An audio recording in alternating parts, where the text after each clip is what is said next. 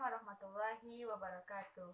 Baiklah, kami dari kelompok 7 akan membacakan hasil diskusi kami, yaitu materinya tentang korelasi. Terlebih dahulu saya akan memperkenalkan diri. Perkenalkan, nama saya Wasilah dan teman-teman saya Daramida, Raila Asvita Putri, Trinanda Akbar Maulana, Narila Adisti, dan Nadira Safira. Baiklah, kita masuk untuk materi yang pertama, yaitu pengertian korelasi. Korelasi adalah istilah statistik yang menyatakan derajat hubungan linear antara dua variabel atau lebih, yang dikemukakan oleh Carl Pearson pada awal 1900. Oleh sebab itu, terkenal dengan sebutan korelasi Pearson Product Moment atau PPM. Korelasi adalah salah satu teknik analisis statistik yang paling banyak digunakan oleh para peneliti, karena peneliti umumnya tertarik terhadap peristiwa-peristiwa yang terjadi dan mencoba untuk menghubungkannya. Misalnya, kita ingin menentukan tinggi badan dengan berat badan, antara umur dengan tekanan darahnya, antara motivasi dengan prestasi belajar atau bekerja, dan seterusnya. Yang kedua yaitu manfaat korelasi. Yang pertama, dapat mengukur beberapa hubungan variabel. Yang kedua, dapat memotivasi kerja terhadap produktivitas variabel. Yang ketiga, dapat menemukan kualitas dengan layanan. Yang keempat, dapat melakukan tingkatan inflasi pada variabel tertentu. Jenis-jenis korelasi. Yang pertama, analisa korelasi sederhana. Analisis korelasi sederhana atau bivariate correlation digunakan untuk mengetahui keeratan hubungan antara dua variabel dan untuk mengetahui arah hubungan yang terjadi. Koefisien korelasi sederhana menunjukkan seberapa besar hubungan yang terjadi antara dua variabel. Dalam SPSS ada 3 metode korelasi sederhana, yaitu bivariate correlation, di antaranya Pearson correlation, Kendall-Outby, and Spearman correlation. Pearson correlation digunakan untuk data berskala interval atau rasio, sedangkan Kendall-Outby dan Spearman correlation lebih cocok untuk data berskala ordinal. Menurut Sugiono 2007, pedoman untuk memberikan interpretasi koefisien korelasi sebagai berikut. 0,00 dikurang 0,199 sangat rendah. 0,20 dikurang 0,399 sama dengan rendah.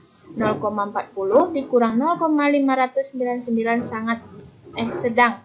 0,60 dikurang 0,799 sama dengan kuat.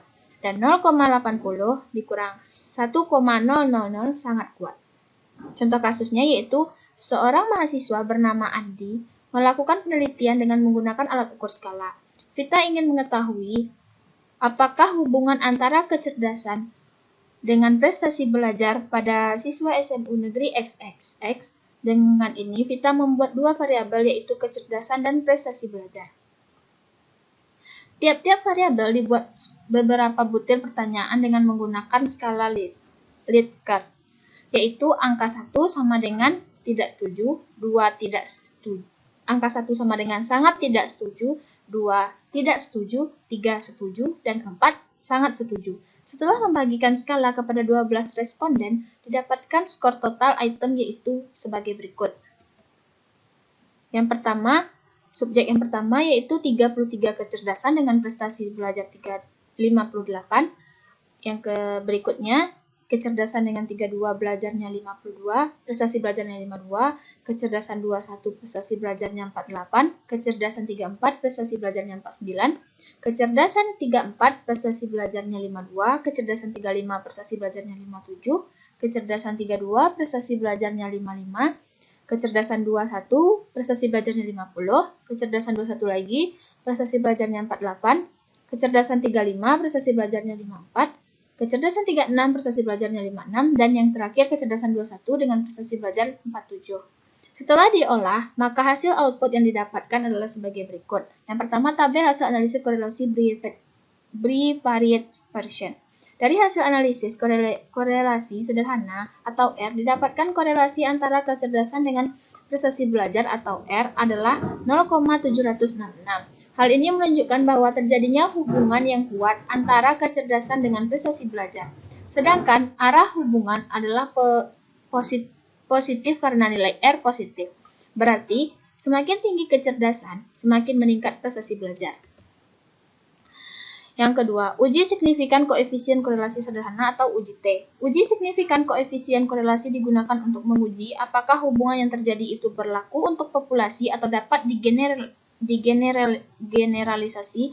Misalnya, dari kasus di atas, populasinya adalah siswa SMU Negeri XXX dan sampel yang diambil dari kasus di atas adalah 12 siswa SMU Negeri XXX. Jadi, apakah hubungan yang terjadi atau kesimpulan yang diambil dapat berlaku untuk populasi yaitu seluruh siswa SMU Negeri XXX? Langkah-langkah pengujian sebagai berikut. Yang pertama, menentukan hipotesis. H0 yaitu tidak ada hubungannya secara signifikan antara kecerdasan dengan prestasi belajar. HA adalah ada hubungan secara signifikan antara kecerdasan dengan prestasi belajar. Yang kedua, menentukan tingkat signifikansi. Pengujian menggunakan uji dua sisi dengan tingkat signifikansi A sama dengan 5% atau uji dilakukan dua sisi karena untuk mengetahui ada atau tidaknya hubungan yang signifikan. Jika satu sisi digunakan untuk mengetahui hubungan lebih kecil atau lebih besar. Tingkat signifikan dalam hal ini berarti kita mengambil risiko salah dalam mengambil keputusan untuk menolak hipotesis yang benar sebanyak-banyaknya 5%. Atau signifikansi 5% atau 0,05 adalah ukuran standar yang sering digunakan dalam penelitian. Yang ketiga, kriteria pengujian. H0 diterima jika signifikansinya besar dari 0,05. H0 ditolak jika signifikansinya kecil dari 0,05. Yang keempat, membandingkan signifikansi. Nilai signifikansi 0,004 kecil dari 0,05, maka H0 ditolak. Yang kelima, kesimpulan. Oleh karena itu, nilai signifikansi atau 0,004 kecil dari 0,05, maka H0 ditolak, artinya bahwa ada hubungan secara signifikan antara kecerdasan dengan prestasi belajar karena koefisien korelasi nilainya positif, maka berarti kecerdasan berhubungan positif dan signifikan terhadap prestasi belajar. Jadi dalam kasus ini dapat disimpulkan bahwa kecerdasan berhubungan positif terhadap prestasi belajar pada siswa SMU Negeri XXX. Itu analisis koefisien korelasi linier berganda. Analisis koefisien korelasi linier berganda adalah indeks atau angka yang digunakan untuk mengukur keeratan hubungan antara tiga variabel atau lebih. Koefisien korelasi berganda dirumuskan dengan rumus RY12 sama dengan akar dari RY1 kuadrat ditambah RY2 kuadrat dikurang 2 RY1 dikali RY2 dikali R12 per 1 dikurang R12 kuadrat dengan keterangan RY12 adalah koefisien linier 3 variabel. RY1 adalah koefisien korelasi Y dan X1. RY2 adalah koefisien korelasi variabel Y dan X2. R12 adalah koefisien korelasi variabel X1 dan X2, di mana rumus RY1 adalah N sigma X1Y dikurang sigma Y dikali sigma X1 per akar dari N sigma Y kuadrat dikurang sigma Y dikuadratkan dikali N sigma X1 kuadrat dikurang sigma X1 dikuadratkan. Rumus RY2 adalah N sigma X2Y dikurang sigma Y dikali sigma X1 per akar dari N sigma Y kuadrat dikurang sigma Y dikuadratkan dikali N sigma X2 kuadrat dikurang sigma 2 dikuadratkan. Rumus R12 adalah N sigma X1 X2 dikurang sigma X1 dikali sigma X2 per akar dari N sigma X1 kuadrat dikurang sigma X1 dikuadratkan dikali N sigma X2 kuadrat dikurang sigma X2 dikuadratkan. Analisis korelasi parsial. Koefisien korelasi parsial merupakan indeks atau angka yang digunakan untuk mengukur keeratan hubungan antara dua variabel jika variabel lainnya adalah konstanta. pada hubungan yang melibatkan lebih dari dua variabel. Koefisien korelasi parsial untuk 3 variabel dirumuskan sebagai berikut. Yang pertama, koefisien korelasi parsial antara Y dan X1 apabila X2-nya konstanta, maka rumusnya adalah RY1.2 sama dengan RY1 dikurang RY2 dikali R1.2 per akar dari dalam kurung 1 dikurang RY2 kuadrat tutup kurung dalam kurung 1 dikurang R1.2 kuadrat. Yang kedua, koefisien korelasi parsial antara Y dan X2 apabila X1-nya konstanta, rumusnya adalah RY2.1 sama dengan RY2 dikurang RY1 dikali R1.2 per akar dari dalam kurung 1 dikurang RY1 kuadrat dalam kurung 1 dikurang R1.2 kuadrat. Yang ketiga, koefisien korelasi parsial antara X1 dan X2 apabila Y-nya konstanta, rumusnya adalah R2.1Y sama dengan R1.2 dikurang RY1 dikali RY2 per akar dari dalam kurung 1 dikurang RY1 kuadrat dalam kurung 1 dikurang RY2 kuadrat. Nah, selanjutnya, analisis korelasi parsial atau partial correlation digunakan untuk mengetahui hubungan antara dua variabel di mana variabel lainnya yang dianggap sangat berpengaruh dikendalikan atau dibuat tetap sebagai variabel kontrol. Nilai korelasi atau R berkisar antara 1 sampai dengan negatif 1. Nilai semakin mendekati 1 atau mendekati angka 1, maka berarti hubungan antara dua variabel semakin kuat. Dan sebaliknya, jika nilai mendekati 0 berarti hubungan antara dua variabel semakin lemah. Nilai positif menunjukkan hubungan searah atau jika X naik, maka Y-nya juga akan naik. Dan nilai negatif menunjukkan hubungan yang berbalik, yaitu jika X-nya turun, maka Y-nya juga akan turun. Data yang digunakan biasanya berskala interval atau rasio. Menurut Sugiono tahun 2007, pedoman untuk memberikan interpretasi koefisien korelasi ada 5, yaitu sebagai berikut. Yang pertama, 0,00 sampai 0,199, yaitu sangat rendah.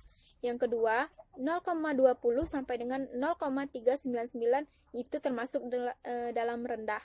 Yang ketiga, 0,40 sampai 0,599 yaitu termasuk sedang. Yang keempat, 0,60 sampai 0,799 itu termasuk kuat. Dan yang kelima, 0,80 sampai dengan 1 itu termasuk sangat kuat. Di sini kita lihat contoh kasusnya. Seorang mahasiswa bernama Andi melakukan penelitian dengan menggunakan alat ukur skala. Andi ingin meneliti tentang hubungan antara kecerdasan dengan prestasi belajar jika terdapat faktor tingkat stres pada siswa yang diduga mempengaruhi akan dikendalikan. Dengan ini, Andi membuat dua variabel kecerdasan dan prestasi belajar dan satu variabel kontrol, yaitu tingkat stres. Tiap-tiap variabel dibuat beberapa butir pertanyaan dengan menggunakan skala Likert, yaitu angka 1 sama dengan sangat tidak setuju, angka 2 tidak setuju, dan angka 3 setuju, sedangkan angka 4 itu sangat setuju. Setelah membagikan skala kepada 12 responden, didapatlah skor total item-itemnya itu sebagai berikut. Kita bisa lihat di dalam tabel berikut. Dari hasil analisis korelasi parsial dalam kurung RY kali X1 kali X2 didapat korelasi antara kecerdasan dengan kepintaran dengan prestasi belajar di mana tingkat stres itu dikendalikan atau dibuat tetap adalah 0,4356. Hal ini menunjukkan bahwa terjadi hubungan yang sedang atau tidak terlalu kuat antara kecerdasan dengan prestasi belajar jika tingkat stresnya tetap.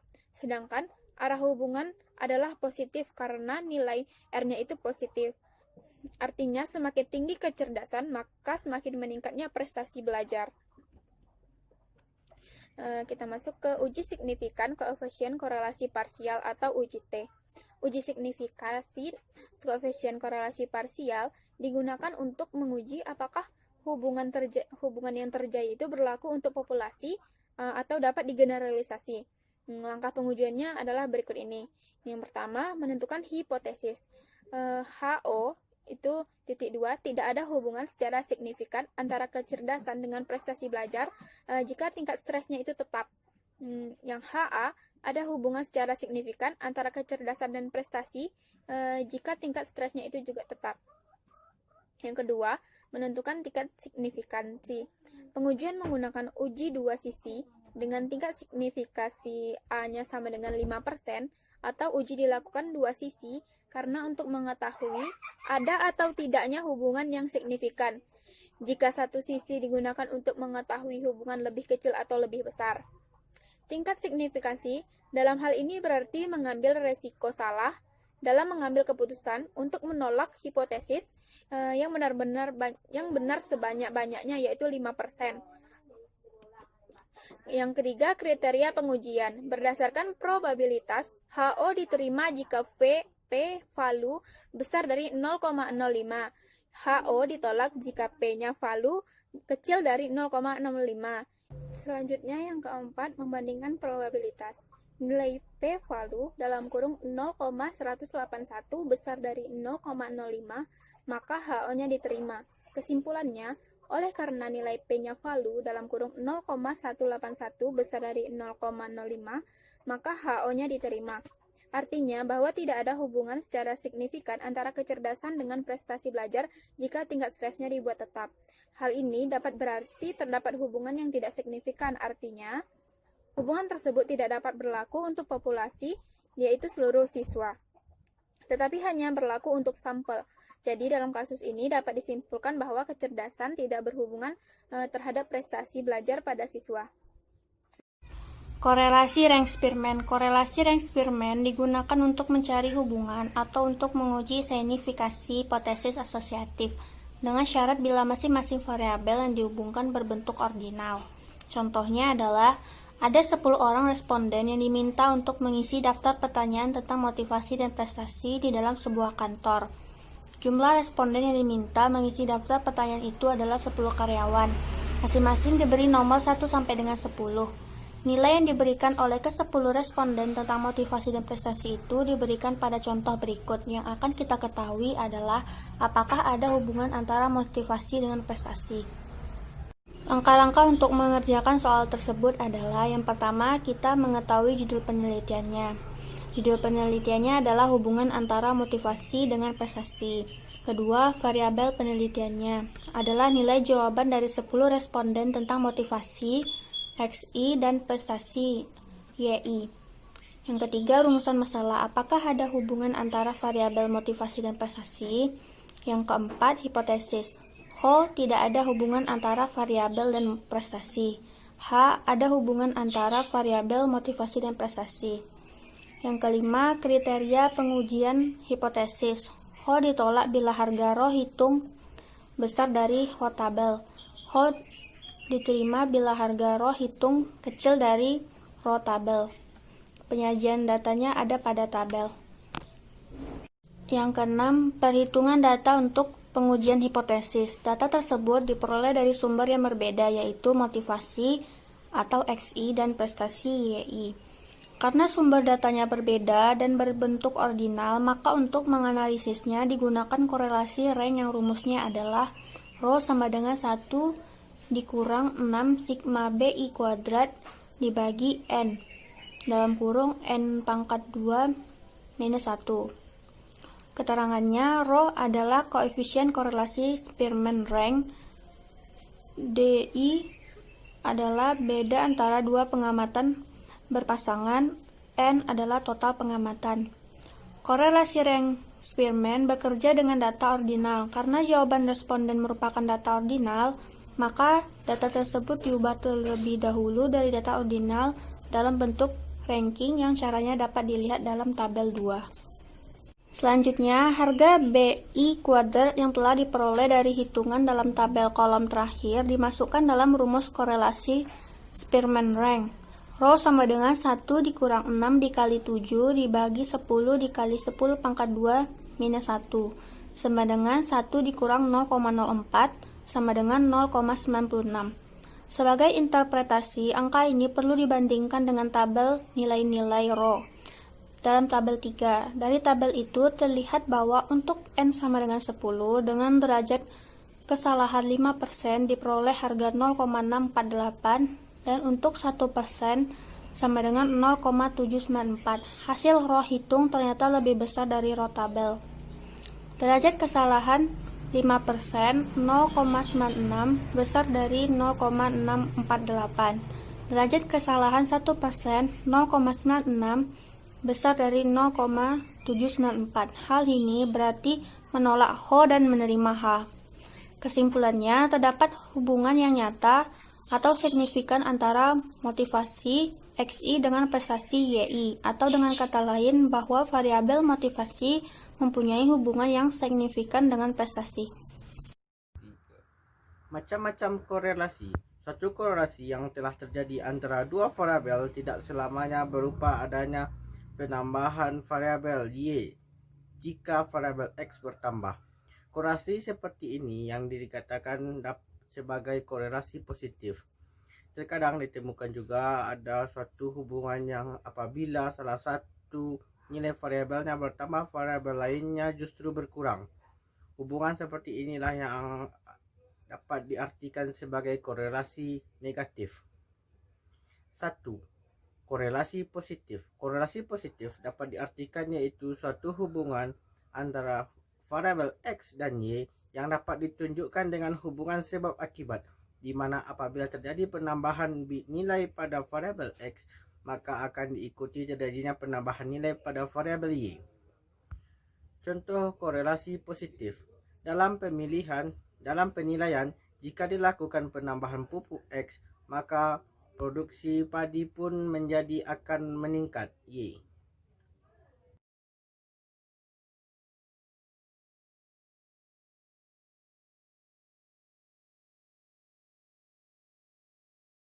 Korelasi negatif. Jika pada korelasi positif tadi adalah untuk meningkatkan nilai X dan akan diikuti penambahan nilai Y, korelasi negatif ini dapat berlaku sebaliknya. Jika nilai variabel X meningkat, maka nilai variabel Y justru mengalami penurunan. Contoh korelasi negatif. Apabila harga X sedangkan meningkat, maka kemungkinan permintaan terhadap barang tersebut juga akan mengalami penurunan Y. Tidak ada korelasi. Korelasi ini akan dapat terjadi apabila kedua variabel X dan Y tidak menunjukkan adanya hubungan linearnya. Contohnya, panjang rambut X dengan tinggi badan tidak bisa dihitung hubungannya, atau tidak ada hubungannya sama sekali. 1, 2, 3. Korelasi sempurna. Korelasi sempurna biasanya akan dapat terjadi apabila kenaikan atau penurunan variabel X selalu sebanding dengan kenaikan atau penurunan variabel Y. Jika digambarkan dengan jelas diagram titik atau diagram pancar, titik-titik berderet akan membentuk suatu garis lurus dengan hampir tidak ada pancaran. Soal. Data dari 6 orang yang diwawancarai, jika ingin diketahui seberapa kuat hubungan antara besarnya pendapatan seseorang dengan pengeluaran atau konsumsi per bulan, data dari 6 orang tersebut diperolehlah nilai sebagai berikut. Nah, dari data yang telah kita dapatkan dari soal, selanjutnya kita masukkan kepada tabel, di mana X sebagai pendapatan dan Y sebagai pengeluaran. Setelah kita memasukkan data yang ada, lanjut kita mencarinya. Yang pertama yaitu X kuadrat. X kuadrat adalah mengkalikan X dengan X, sehingga dapatlah hasilnya 64.000 sampai dengan 64.000. Yang kedua, kita mencari Y kuadrat. Y kuadrat nilainya adalah 90.000 sampai dengan 40.000. Selanjutnya kita mengkalikan pengeluaran dan pendapatan dari 240.000 sampai dengan 160.000. Setelah kita totalkan hasilnya, maka kita akan mendapatkan datanya sebagai berikut. Nah, data total yang kita dapatkan seperti yang terlihat pada layar, di mana total dari X adalah 4.500 dan total dari Y adalah 1.300 dan total dari X kuadrat adalah 3.430.000 dan total dari Y kuadrat adalah 310.000 dan total dari XY adalah 1.010.000 dengan N sama dengan 6. Setelah mendapatkan data tersebut, maka kita akan masukkan kepada rumus yang sudah nampak pada layar dan memasukkannya kepada rumus. Data tersebut kita masukkan ke rumus dari 6 dikali 1.010.000 dikurang 4.500 dikali 1.300 per akar 6 dikali 3.430 dikurang 4.500 kuadrat dikali akar 6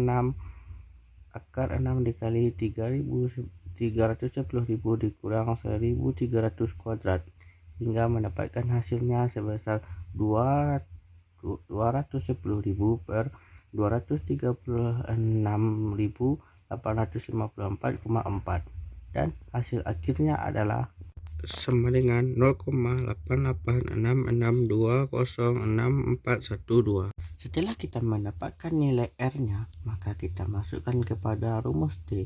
Rumus uji T untuk uji hubungan adalah T sama dengan R kuadrat dikali akar N kurang 2 per akar 1 kurang R kuadrat.